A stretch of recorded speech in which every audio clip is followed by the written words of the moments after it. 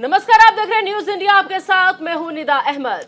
नमस्कार, मैं हूं कुंदन जब्यार। तो इस वक्त की बड़ी खबर से बुलेटिन की शुरुआत करते हैं। बड़ी खबर है हिमाचल विधानसभा चुनाव से जुड़ी हुई 68 सीटों पर 1 घंटे के बाद वोटिंग शुरू हो जाएगी। सुबह 8 बजे से शाम 5:30 बजे तक वोटिंग हो पाएगी। आपको बता दें कि दरअसल जो आंकड़ा है वो बहुत ज्यादा है। जब तमाम जितने वोटर्स हैं वो आज अपने मत का इस्तेमाल करेंगे यहाँ पर। तो हिमाचल विधानसभा की 68 सीटों पर आज मतदान होना है। अब से थोड़ी देर बाद यानी करीब 1 घंटे का वक्त हम कह सकते हैं कि 1 घंटे बाद यानी सुबह 8 बजे से शाम 5:30 बजे तक ये वोटिंग जो है वो होनी है। और आज सभी प्रत्याशियों की जो किस्मत है वो कैद हो जाएगी ईवीएम में। और आज हिमाचल वासी तय करेंगे कि आखिर जब 8 दिसंबर को रिजल्ट आएगा, नतीजे आएंगे, तो वो किसके फेवर में आएंगे। क्या बीजेपी फिर से सत्ता में काबिज होने में कामयाब हो पाएगी या फिर कांग्रेस जो चाहती है कि जो रिवाज लगातार कायम रहा है हिमाचल की सियासत में वो फिर से दोहराए और कांग्रेस की वापसी हो। तो राज बदलने के लिए, रिवाज बदलने के लिए आज हिमाचल प्रदेश के वोटर्स घरों से निकलेंगे। करीब 56 लाख मतदाता 412 प्रत्याशियों की किस्मत का फैसला आज कर देंगे। हिमाचल में विधानसभा के चुनाव हो रहे हैं। 68 विधानसभा सीटों पर आज वोटिंग होगी। करीब 1 घंटे का वक्त रह गया है जब वोटिंग शुरू हो जाएगी। 55,92,882 मतदाता हैं जो 412 उम्मीदवारों की किस्मत का फैसला आज इसी ईवीएम में कैद कर देंगे। और 8 दिसंबर को नतीजे आएंगे, तब पता चलेगा कि राज बदला है या फिर रिवाज। बिल्कुल। तो 8 से शाम 5:30 बजे तक ये वोटिंग हो रही है। हिमाचल की कुल 68 विधानसभा सीटों पर इस बार 412 उम्मीदवार अपनी किस्मत आजमा रहे हैं। और वहीं इस बार 68 सीटों पर कुल 55,92,882 वोटर्स जो है वो मतदान करेंगे। जो अहम जानकारी लगातार मेरे सहयोगी कुंदन साझा कर रहे हैं आपके साथ। चुनाव आयोग की अगर हम बात करें तो चुनाव आयोग ने कई तरीके की तैयारियां जो है वो की है, जिसमें तमाम आंकड़ा जो है वो यहाँ पर दे रखा है। इसके अलावा साथ ही साथ राज्य में 67,559 सर्विस वोटर है, 56,501 दिव्यांग है और 22 एनआरआई वोटर भी हैं। आपको बता दें कि हिमाचल प्रदेश में एक चरण में ही ये चुनाव हो रहा है और वोटरों की गिनती 8 दिसंबर को होगी। तो राज्य में आज मतदान की प्रक्रिया सुबह 8 बजे से शाम 5:30 बजे तक चलेगी। इस बार हिमाचल प्रदेश में 7,881 मतदान केंद्र बनाए गए हैं। हिमाचल में हमेशा से मुकाबला बीजेपी और कांग्रेस दो ही पार्टियों के बीच रहा है। हालांकि इस चुनाव में आम आदमी पार्टी की एंट्री तो शानदार हुई थी, लेकिन बाद में ऐसा लगा कि चुनाव प्रचार में वो ताकत आम आदमी पार्टी ने हिमाचल प्रदेश में नहीं झोंकी जिसकी जरूरत थी। लेकिन क्या आम आदमी पार्टी किसी का खेल खराब तो नहीं कर पाएगी? अपना खेल बनाने की स्थिति में तो आम आदमी पार्टी हिमाचल प्रदेश में नहीं दिखती है, लेकिन क्या किसी का खेल खराब तो नहीं कर देगी? ये अपने आप में बड़ा सवाल है। तो 412 प्रत्याशियों की किस्मत का फैसला अब से करीब 1 घंटे के बाद लिखना शुरू कर देंगे अपने मताधिकार से करीब 56 लाख मतदाता। बिल्कुल। तो तीनों पार्टियां मैदान में हैं, आम आदमी पार्टी, बीजेपी और कांग्रेस। और तीनों पार्टियों ने प्रदेश की सभी सीटों पर अपने उम्मीदवार जो है वो उतारे हैं इस चुनाव में। जहां एक तरफ कांग्रेस सत्ता में 5 साल बाद वापस आने का सोच रही है, तो वहीं अगर मौजूदा सरकार बीजेपी की बात करें तो बीजेपी सत्ता में बने रहने का लगातार दावा कर रही है। भारत जोड़ो यात्रा में बिजी रहने की वजह से राहुल गांधी इस चुनाव में प्रचार नहीं कर पाए, लेकिन उनकी जगह प्रियंका गांधी वाड्रा ने लगातार मोर्चा हिमाचल में संभाल रखा है।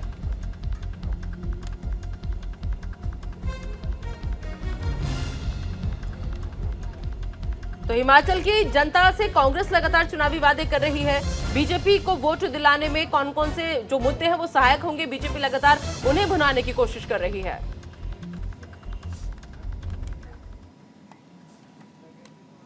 तो गुजरात हिमाचल में चुनाव आयोग का एक्शन इधर देखने को मिला है। दरअसल विधानसभा चुनाव से पहले भारी मात्रा में कैश जो है वो बरामद हुआ है।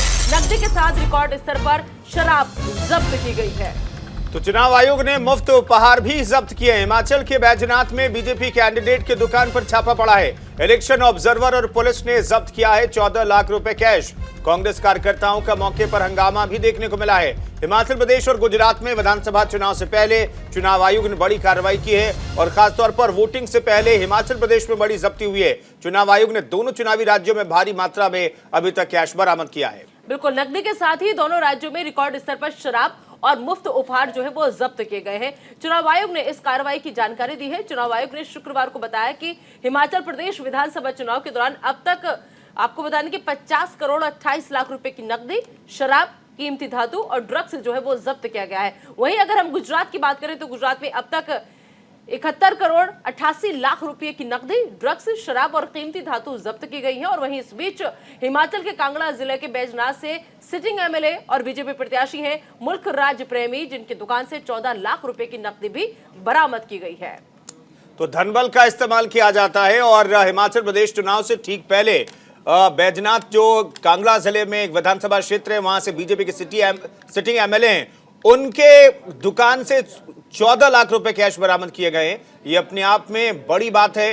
तो क्या पैसों का भी इस्तेमाल इस चुनाव में हो रहा है? जो जब्ती अभी तक चुनाव आयोग ने की है उसके आधार पर तो ये कह सकते हैं कि हाँ, धन बल का इस्तेमाल चुनाव में किया जाता है, किया जाता रहा है और इस बार भी हिमाचल प्रदेश में भी किया जा रहा है, क्योंकि बीजेपी के एक एमएलए के दुकान से 14 लाख रुपए कैश बरामद हुए। इसके बाद कांग्रेस के कार्यकर्ताओं ने हंगामा भी किया। छापेमारी की कुछ तस्वीरें हम आपको इस वक्त दिखा रहे हैं। तो एक रात पहले जबरदस्त तरीके से पैसों को बांटा जाता है, ये हमें और आपको सबको पता है। और क्या इसी पैसों को बांटने के लिए ये पैसा यहां पर कैश में रखा गया था? ये अपने आप में बड़ा सवाल है। बिल्कुल।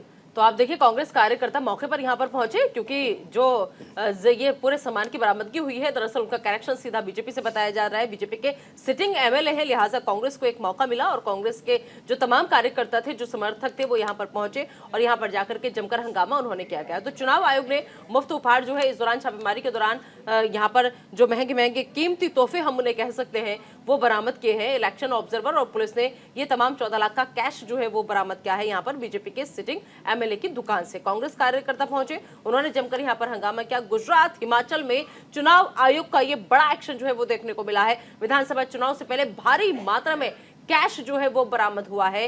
नकदी के साथ रिकॉर्ड स्तर पर शराब जो है वो भी जब्त की गई है, क्योंकि कुंदन कहा जाता है कि वोटर्स को लुभाने के लिए धन बल का इस्तेमाल होता है, लेकिन साथ ही साथ शराब भी बहुत अहम भूमिका निभाती है। अगर कहीं चुनाव है या फिर अगर किसी को अपने फेवर में करना है, या कार्यकर्ता कह लो, समर्थक कह लो, अक्सर देखा जाता है कि पार्टी करते नजर आते हैं, लेकिन इसके पीछे लोग ये भूल जाते हैं कि चुनाव आयोग भी नाम की कोई चीज है जो लगातार इन चीजों में बहुत ज्यादा एक्टिव रहता है, अपनी नजर बनाए रखता है कि कौन सी पार्टी क्या कर रही है। और यही वजह थी कि चुनाव आयोग का ये भारी एक्शन यहाँ पर नजर आया है।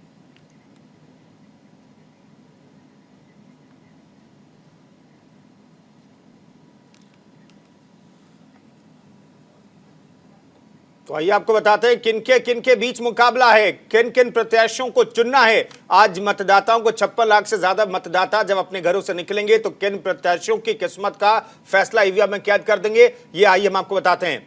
बीजेपी के उम्मीदवारों की अगर हम नाम की बात करें तो यहां पर सिराज से जयराम ठाकुर हैं, मुख्यमंत्री हैं, उनकी किस्मत का फैसला भी आज ईवीएम में कैद हो जाएगा।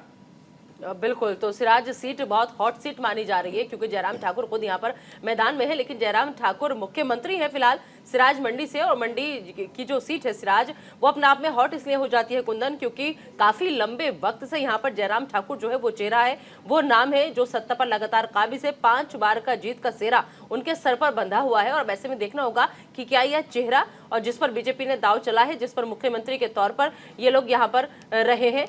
तो जयराम ठाकुर की हम बात कर रहे हैं यहाँ पर, तो आपको बता दें कि इसके अलावा और भी आगे जो नाम आएंगे वो भी हम आपको बताएंगे। अगला नाम जो आता है मनाली से, वो आ जाता है गोविंद सिंह का, जो कि शिक्षा मंत्री हैं। तो ये तमाम वो हाई प्रोफाइल है चेहरे हैं जिनकी किस्मत आज ईवीएम में कैद एक बार फिर से होने जा रही है। इसके अलावा सुरेश भारद्वाज की अगर हम बात करें तो शहरी विकास मंत्री हैं, उनकी किस्मत का फैसला भी आज हो जाएगा। कसुम्पटी से वो चुनावी मैदान में है और उनकी किस्मत का फैसला भी आज जनता कर देगी। बिल्कुल। तो बीजेपी हाईकमान ने हिमाचल विधानसभा चुनाव में इस बार शिमला शहरी के विधायक और शहरी विकास मंत्री सुरेश भारद्वाज को शिमला जिले की ही सीट से उतारा है। और इसके बाद 1998 के बाद बीजेपी कभी नहीं जीती थी। हमने आपको दिखाया सुरेश भारद्वाज के बारे में, उनका पूरा अभी तक क्या प्रोफाइल रही है ये समझाने की कोशिश कर रहे हैं। 1967 से लेकर अब तक इस सीट पर 12 बार हुए चुनाव में बीजेपी केवल 3 बार ही जीत पाई है। 2 बार निर्दलीय और 7 बार कांग्रेस को जीत मिली है। तो यहां पर बीजेपी के लिए एक बार फिर से बड़ी चुनौती होगी। लाहौल स्पीति की बात करें तो रामलाल मारकंडा जो हैं वो लाहौल स्पीति की सीट से अपनी किस्मत आजमा रहे हैं। उनका फैसला भी, उनकी किस्मत का फैसला भी आज जनता कर देगी ईवीएम में कैद। बिल्कुल। तो लाहौल और स्पीति सीट पर इस समय बीजेपी का कब्जा है और यहां से बीजेपी के डॉक्टर रामलाल मारकंडा विधायक हैं, जिनकी तस्वीर आपको हम दिखा रहे हैं। और बीजेपी ने इस बार भी रामलाल पर ही भरोसा अपना कुंदन जताया है और लिहाजा यही नाम अब आगे चल रहा है। तो सिटिंग एमएलए और आप मंत्रियों को टिकट दे रहे हैं, इसका मतलब है कि आपको भरोसा है, बीजेपी कॉन्फिडेंट दिख रही है। अगर हम आगे बढ़ते हैं और बात करते हैं विक्रम सिंह की, बात करें तो हिमाचल प्रदेश के बड़े राजनीतिक चेहरों में से एक हैं। हिमाचल प्रदेश की जसवां परागपुरी सीट पर साल 2017 के विधानसभा चुनाव में विक्रम सिंह ने जीत हासिल की थी और जसवां परागपुर पर एक बार फिर से उन्हीं पर दांव खेला है बीजेपी ने। बिल्कुल, और दरअसल ये जो सीट है हिमाचल प्रदेश में सीट नंबर 11 है और इस सीट पर बीजेपी का कब्जा रहा है। 2017 में मिली जीत को बीजेपी फिर से दोहराना चाहेगी और इस बार बीजेपी ने अपनी पार्टी की तरफ से विक्रम सिंह ठाकुर को मैदान में उतारा है। तो एक एक करके उम्मीदवारों की सूची हम आपके सामने रख रहे हैं। बीजेपी के उम्मीदवारों के बारे में सबसे पहले हम आपको बता रहे हैं। पांवटा साहिब की अगर हम बात करें तो सुखराम चौधरी यहां पर प्रत्याशी बनाए गए सीधे जुड़ाव के चलते। अब तक पांवटा विधानसभा में शानदार पारियां वो खेल रहे हैं, इसलिए बीजेपी ने इस बार भी पांवटा साहिब से सुखराम चौधरी को ही उम्मीदवार बनाए हैं। उन्हीं पर दांव बीजेपी ने खेला है। बिल्कुल, तो ये लगातार अगर आगे अगला नाम हम बात करें तो वो आता है राकेश पठानिया का, क्योंकि हिमाचल प्रदेश के बड़े राजनीतिक चेहरों में से ये चेहरा भी एक माना जाता है। हिमाचल प्रदेश की नूरपुरी सीट पर साल 2017 के विधानसभा चुनाव में राकेश पठानिया ने जीत हासिल की थी, लेकिन इस बार कांगड़ा जिले में 2017 में नूरपुर से जीतकर प्रदेश में वन मंत्री बने राकेश पठानिया को फतेहपुर से टिकट दिया गया है और इसी तरह भाजपा ने जयराम मंत्रिमंडल के फायर ब्रांड मंत्री राकेश पठानिया को उतारा है, जबकि उनका विधानसभा हल्का जो है नूरपुर पड़ता है। तो विधानसभा क्षेत्र बदला गया है। आमतौर पर कुछ जातिगत समीकरण और नाराजगी को लेकर के भी इस तरह के फैसले बीजेपी या तमाम पार्टियां लेती हैं, लेकिन क्या राकेश पठानिया को लेकर के यही सब फैक्टर काम कर रहे हैं या फिर इसके अलावा भी कोई फैक्टर है? फिलहाल ये हम आपको दिखा रहे हैं। देखिए, असेंबलिंग का काम किया जा रहा है, जो ईवीएम है उसे कनेक्ट किया जा रहा है और अब से थोड़ी देर के बाद करीब आधे घंटे से करीब पौन घंटे का वक्त बच गया है जब विधानसभा चुनाव के लिए वोटिंग शुरू होगी।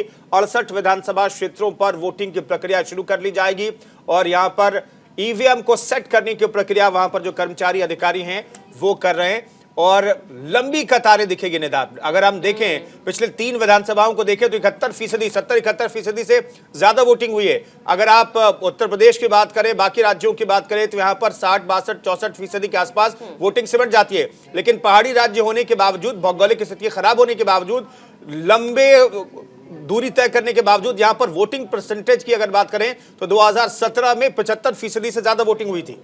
बिल्कुल, तो देखिए ये हमने बीजेपी के हाई प्रोफाइल आपको कैंडिडेट जो थे उनको दिखाया, समझाया, लेकिन अगर बीजेपी की बात हो रही है तो ऐसे में अब हम आगे बढ़ेंगे और बीजेपी के बाद आगे हम आपको दिखाएंगे कि आखिर कांग्रेस के प्रमुख नेता जो है वो कौन कौन से, क्योंकि अब हम उनकी बात करेंगे। ये कौन से वो नेता हैं जो वीआईपी सीटों से चुनावी मैदान में है। तो चलिए अब कांग्रेस के कैंडिडेट बारी बारी कुछ ग्राफिक्स के जरिए हम आपको समझाने की कोशिश करते हैं कि आखिर कांग्रेस कौन से चेहरों के साथ आगे बढ़ रही है। सबसे पहले सुखविंदर सिंह सुक्खू की हम बात करेंगे, क्योंकि हिमाचल कांग्रेस के दिग्गज नेताओं में से एक है और इस वक्त सुखविंदर सिंह सुक्खू नादौन सीट से कांग्रेस विधायक है। सुखविंदर सिंह सुक्खू हिमाचल प्रदेश कांग्रेस चुनाव प्रचार समिति के अध्यक्ष में है, जिसके चलते पार्टी की नीतियों को प्रदेश में जनता तक पहुंचाने का जिम्मा उन्हीं के ऊपर है। प्रदेश में सीएम चेहरे के तौर पर सुक्खू को भी देखा जा रहा है। सुक्खू साल 2013 से 2019 तक पार्टी के प्रदेश अध्यक्ष भी रहे, इसलिए उनके पास संगठन को बेहतर करने का अनुभव भी है। और खास बात यह है कुंदन की 27 मार्च 1954 में नादौन में ही वो जन्मे हैं और जिस वजह से उनके नादौन से जमीन स्तर पर जुड़ने का उन्हें फायदा लगातार मिलता रहा है और इस बार भी वही फायदा मिलने की उम्मीद जताई जा रही है। तो सुखविंदर सिंह ने नादौन सीट से पिछले 10 सालों में 3 बार जीत दर्ज की है। साल 2003, 2007 और 2017 में सुक्खू ने नादौन से जीत दर्ज की है। तो अपने आप में एक बार फिर से उन्हीं पर भरोसा जताए, चूंकि संगठन में उनकी पकड़ बहुत ज्यादा है, वहां पे जमीनी नेताओं से उनकी पकड़ है, क्योंकि वहीं पर नादौन में वो जन्मे हैं, तो इसलिए वहां पर एक एक व्यक्ति को जानते पहचानते पर्सनली हैं, इसलिए एक बार फिर से कांग्रेस ने उन्हें टिकट दिया है। बिल्कुल, और अगला नाम जो आ जाता है हिमाचल की राजनीति में वो आता है कांग्रेस नेता मुकेश अग्निहोत्री का, क्योंकि इनका भी बहुत बड़ा ओहदा है हिमाचल की सियासत में। 2003 में मुकेश ने कांग्रेस की टिकट पर संतोषगढ़ सीट से चुनाव लड़ा था और इस सीट को आपको बता दें कि डिलिमिटेशन के बाद हरौली सीट का नाम दिया गया था। मुकेश पहली बार चुनाव लड़कर विधानसभा पहुंचे। हरौली से वो लगातार विधानसभा चुनाव जीतते आ रहे हैं। मुकेश अग्निहोत्री पूर्व वीरभद्र सरकार में उद्योग, श्रम और रोजगार, संसदीय मामले और सूचना और जनसंपर्क जैसे खास विभागों के मंत्री रह चुके हैं, तो उनके पास काम करने का अनुभव है। इससे पहले वो चीफ पार्लियामेंट्री सेक्रेटरी के पद पर भी रहे हैं। मुकेश अग्निहोत्री विधानसभा में नेता प्रतिपक्ष भी रहे हैं। राजनीति में आने से पहले मुकेश अग्निहोत्री पत्रकारिता से भी जुड़े रहे। बिल्कुल, तो राजनीति से पहले पत्रकारिता से इनका नाता रहा था और अब अगला नाम जो आता है हिमाचल प्रदेश में कौल सिंह ठाकुर। ऐसे कांग्रेसी नेता हैं ये कुंदन, जो आपको बता दें कि दुरंग सीट से लगातार एक बार नहीं, दो बार नहीं बल्कि 8 बार के विधायक रहे हैं। लेकिन 2017 में वो चुनाव हार गए थे और 1977 से 2022 तक की बात करें तो कौल सिंह ठाकुर केवल 2 बार ही इस सीट से चुनाव हारे हैं। तो लंबा अनुभव है उनके पास। कौल सिंह ने 1973 से 1977 के बीच मंडी सदर पंचायत समिति के अध्यक्ष के रूप में भी काम किया, जिसके बाद वो पहली बार विधानसभा के लिए चुने गए। कौल सिंह ठाकुर राज्य योजना बोर्ड के कैबिनेट रैंक के साथ उपाध्यक्ष भी बने रहे हैं। ठाकुर के पास स्वास्थ्य और संसदीय मामलों के स्वतंत्र प्रभार भी रहे हैं, मंत्री रहे वो। 1985 से 90 तक उन्हें विधानसभा अध्यक्ष भी नियुक्त किया गया था। तो हम ये तमाम प्रोफाइल इसलिए आपको बता रहे हैं क्योंकि आप तय कर सकेंगे जो हैवीवेट नेता, जो वीवीआईपी सीट हैं, जो वीवीआईपी नेता हैं, उनकी पहचान दरअसल क्या है ये आप समझिए और उसी के आधार पर अपना मन बनाइए कि आपको किस प्रत्याशी को चुनना है और उसका आधार क्या होना चाहिए। इसलिए एक एक करके हम ये तमाम नाम आपके सामने प्रोफाइल के साथ दिखा रहे हैं। बिल्कुल, और अगला नाम यहाँ पर आता है विक्रमादित्य की सक्रिय राजनीति का, क्योंकि ये जो है दरअसल इनकी यात्रा 2013 में शुरू हुई और वो हिमाचल प्रदेश में कांग्रेस से जुड़े। विक्रमादित्य सिंह साल 2013 में 2017 तक हिमाचल के युवा कांग्रेस अध्यक्ष रहे। विक्रमादित्य पूर्व सीएम वीरभद्र सिंह के बेटे और बद्दी से सांसद प्रतिभा सिंह के बेटे हैं। ये सीट बहुत ज्यादा हॉट और कड़ा मुकाबला इस सीट पर कुंदन माना जा रहा है, क्योंकि विक्रमादित्य सिंह को राजनीति जो है वो विरासत में मिली है। फिलहाल वो शिमला ग्रामीण सीट से विधायक भी हैं और उन्हें फिर यहीं से चुनावी मैदान में उतारा गया है। तो मौजूदा विधायक पर दांव खेला है कांग्रेस ने और चूंकि विरासत में उन्हें सियासत मिली एक तरीके से, तो लेकिन विरासत की सियासत की बात करें निदा, तो विरासत और जो रवायत है उसकी चर्चा बहुत हुई है हिमाचल प्रदेश में। इस बार कहा गया कि रवायत हम बदल देंगे और सरकार तो वही रहेगी, राज नहीं, राज वही रहेगा, रवायत बदल जाएगी। लेकिन अब जनता अब से करीब 40 मिनट के बाद जब घर से निकलेगी तो वो तय करेगी कि बीजेपी ने बेहतर काम किया, ये कांग्रेस में उसको अपना भविष्य दिखाई देता है। अगला नाम यहाँ पर है आपके सामने तस्वीर के साथ आशा कुमारी का, जो कि कांग्रेस की डलहौजी सीट से उम्मीदवार है। आशा देवी छत्तीसगढ़ के स्वास्थ्य मंत्री टीएस सिंहदेव की बहन है और इस बार चुनाव में टीएस सिंह ने उनके लिए खूब प्रचार किया। आशा कुमारी ने चंबा विधानसभा क्षेत्र से साल 1985 में पहली बार बीजेपी के ज्ञान धवन को मात दी थी। हालांकि 1990 के विधानसभा चुनाव में उन्हें हार का मुंह देखना पड़ा, लेकिन इसके बाद 1993, 1998 और 2003 के चुनाव में उन्होंने लगातार जीत दर्ज की। 2008 में हुए विधानसभा चुनाव में हालांकि वो फिर हार गईं। 2012 और 17 के चुनाव में उन्होंने लगातार जीत हासिल की। आशा कुमारी 6 बार विधायक रह चुकी हैं, 3 बार तो वो डलहौजी की ही प्रतिनिधि रही हैं। प्रदेश कांग्रेस में उनकी बेहद मजबूत पकड़ जो है वो कही जाती है और यही वजह है कि लगातार कांग्रेस आशा कुमारी के नाम पर भरोसा जताती है, इस चेहरे के साथ आगे बढ़ना चाहती है। तो हिमाचल में कौन कौन से कैंडिडेट हैं, बीजेपी ने किस पर दांव खेला है, कांग्रेस के कौन से वो साथी हैं जिन्हें लेकर कांग्रेस आगे बढ़ रही है, ये तमाम बातें और चेहरे के साथ, नाम के साथ, कुछ ग्राफिक्स के साथ सीट वाइज हमने आपको समझाने की कोशिश की ताकि आप समझ पाए कि आखिर हिमाचल की सियासत क्या कहती है। चलिए, अब कुल मिलाकर के बीजेपी और कांग्रेस की तो बात हो गई, लेकिन ये मुकाबला ट्रायंगुलर बताया जा रहा है, त्रिकोणीय बताया जा रहा है। लेकिन वहां के वोटर्स और जो ग्राउंड पर काम करने वाले लोग हैं वो कहते हैं कि आम आदमी पार्टी बहुत ज्यादा कुछ खास नहीं कर पाएगी। लेकिन उसके हैवीवेट उम्मीदवार कौन कौन से ये भी आपको बता देते हैं। आम आदमी पार्टी को नेताओं के जिक्र कर लेते हैं जो वीआईपी सीटों से बीजेपी और कांग्रेस को टक्कर देने के लिए मैदान में उतरे हैं। तो एक एक करके आपको आम आदमी पार्टी के प्रत्याशियों के बारे में भी बताते हैं। सबसे पहले बात कर लेते हैं आम आदमी पार्टी के नेता डॉक्टर राजन सुशांत की, जो फतेहपुर विधानसभा सीट से चुनावी मैदान में है। 2014 में आम आदमी पार्टी में शामिल हुए डॉक्टर राजन को जितनी बार अपने क्षेत्र का प्रतिनिधित्व करने के अवसर मिले उससे ज्यादा उन्होंने राजनीतिक दल बदले हैं। और राजनीतिक दल बदले हैं ऐसा कुंदन क्यों कह रहे हैं, तो आइए आपको बता देते हैं। दरअसल इन्होंने 4 बार विधायकी, 1 बार मंत्री और 1 बार सांसद रहे सुशांत अब तक 4 बार ही पार्टियां भी बदल चुके हैं। आम आदमी पार्टी में 2 साल तक काम करने के बाद 31 जनवरी 2016 को उन्होंने पार्टी से त्यागपत्र दे दिया और इसके बाद वो किसी भी पार्टी से नहीं जुड़े। लेकिन 2020 में उन्होंने पौंग बांध विस्थापितों का साथ लेकर के हमारी पार्टी हिमाचल पार्टी बनाई और 2021 में फतेहपुर उपचुनाव अपनी पार्टी से लड़ा। लेकिन इसके बाद उन्होंने फिर से आम आदमी पार्टी का दामन थाम लिया और अब फतेहपुर सीट से वो चुनाव लड़ रहे हैं। तो उनकी किस्मत का फैसला भी जनता करेगी। क्या उन पर भरोसा जनता करती है, ये देखना होगा। नतीजे बताएंगे 8 तारीख को जब आएंगे। बिल्कुल, पांवटा साहिब सीट का हम जिक्र यहाँ पर कर लेते हैं। विधानसभा सीट से यहाँ पर आम आदमी पार्टी ने मनीष ठाकुर को चुनावी दंगल में उतारा है। पांवटा साहिब विधानसभा सीट की हम बात करें तो 2017 के चुनाव में बीजेपी के सुखराम ने कांग्रेस के किरणेश जंग को 12,619 वोटों के अंतर से हराकर सीट पर कब्जा किया था। तो पांवटा विधानसभा सीट पर कुल मतदाताओं की संख्या 84,872 है, जिसमें पुरुष मतदाता 44,027 है, जबकि महिला मतदाताओं की संख्या 40,844 है। हिमाचल प्रदेश विधानसभा चुनाव के लिए आम आदमी पार्टी की अगर हम बात करें तो अनिल मनकोटिया को कुटलैहड़ विधानसभा सीट से प्रत्याशी बनाया गया है। अनिल मनकोटिया हिमाचल में आम आदमी पार्टी के वरिष्ठ नेताओं में से एक है, लेकिन क्या उनकी वरिष्ठता को अहमियत देती है हिमाचल प्रदेश की जनता, ये तो 8 तारीख को पता चलेगा। फिलहाल हम आपसे गुजारिश करते हैं, न्यूज इंडिया आपसे गुजारिश करता है कि आप घरों से निकलिए। हालांकि अभी वोटिंग शुरू होने में वक्त है, लेकिन आप जरूर घर से निकलिए और वोट कीजिए। और पिछले बार 75% वोटिंग परसेंटेज था, इसे और बढ़ाइए, बेहतर होगा और आपके प्रदेश का नाम ऊपर होगा जब भी चुनाव की बात आएगी, मतदान की बात आएगी। बिल्कुल, आज का दिन आपके हक का है, आपके अधिकार का है। घरों से बाहर जरूर निकलिएगा और अपने मत का इस्तेमाल जरूर कीजिएगा। फिलहाल एक छोटा सा ब्रेक, लेकिन आप बने रहिए न्यूज इंडिया के साथ।